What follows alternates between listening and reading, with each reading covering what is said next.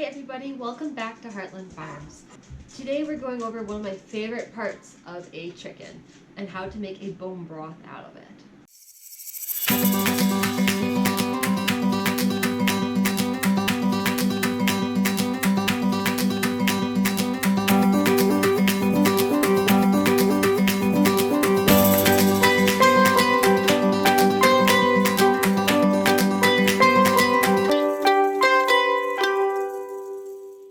Alrighty, so when processing our own chickens, we try to make use of much of the animal as possible, just because the animal makes the ultimate sacrifice, and so we want to make sure we're doing that animal justice.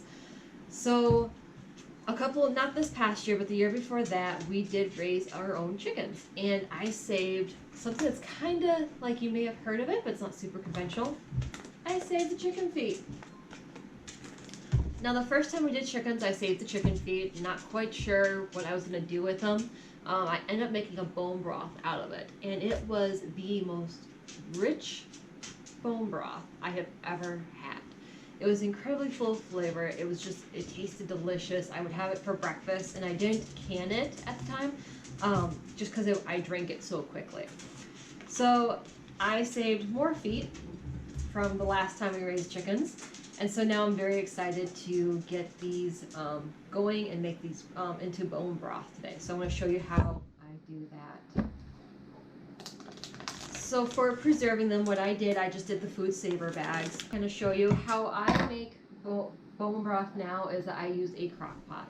So previously, I would use a stock pot, put what I was making into my stock pot, add carrots, add celery, add onions, water, some salt, voila, walk away. Of course, turn the heat on low and then walk away.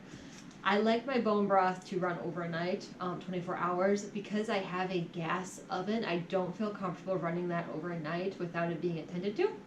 Growing up, we had electric ovens, and my mom would leave it, like, when she did bone broth, she would leave it on low on an electric stove overnight. You don't have that open flame, so she felt safer doing that. Personally, I don't feel safe with an oven on overnight. So what I like to use is my crock pot. So this is just, you can get crock pots for cheap at garage sales, you can get them cheap at Goodwill, or you can get them cheap at any grocery store as well. We just have a very basic one. It has low, medium, warm, or low, high, warm.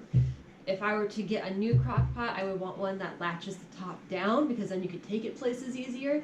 Our top just kind of sits on there, but it does the job beautifully. So what I'm going to do is open these bad boys up.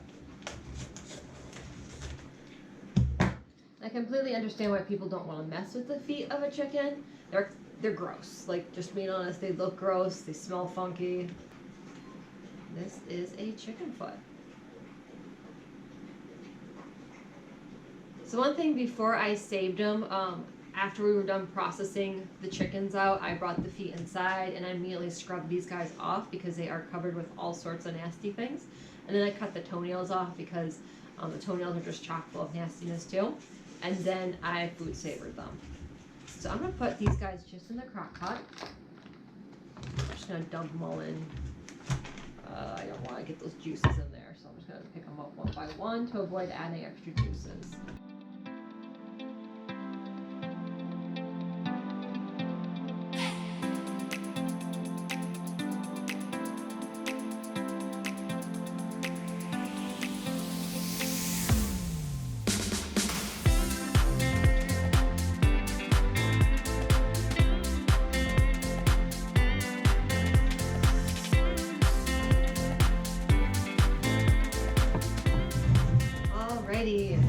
So I have my chicken feet in here. What I'm going to do next is add a whole gallon of water on top. Now this is bottled water. If you have, like, if your water is clean enough to drink from your sink or from your refrigerator, I typically would add water until the crock pot is pretty much completely full, which for my crock pot, that's about a gallon.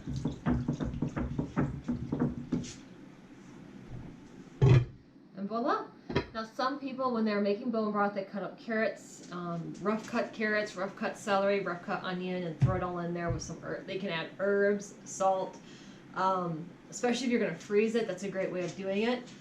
However, I like to just throw my meat in there, add water. Because when I can it, I add salt to each individual jar, then I'm not so concerned about adding salt now because the salt's just going to be added later. So what I'm going to do is put this in the crock pot and put this bad boy on low. And I'm going to let this kind of cook for at least 24 hours. It'll probably be, let's see, when I finally get to it tomorrow, 24 plus 10, so 34 hours about.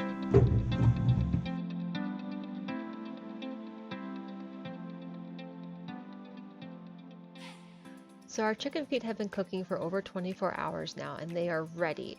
We got our canning jars all set to go. We have a couple quarts lined up and pints. We have a strainer on top of a pouring mixing jar just so we have somewhere to funnel in the broth. We have our canning equipment, a funnel to go inside the canning jars to help direct the broth. We have a cup to scoop out the broth. And we have some handles to help pick up the jars. Turning on our pressure canner to get that water heated up so we can get this hot broth in there.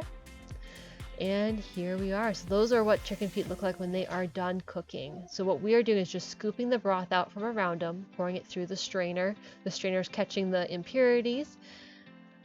And you can just look at that broth. It's so rich. It's so incredibly dark. This is like the best broth ever. A couple impurities were caught. You can just see the fat from that rising. That was enough to fill 1 quart. Again, when canning, please follow safe canning practices. And repeat the process until there is no more broth. And trust me, you want to capture all the broth you possibly can from these chicken legs.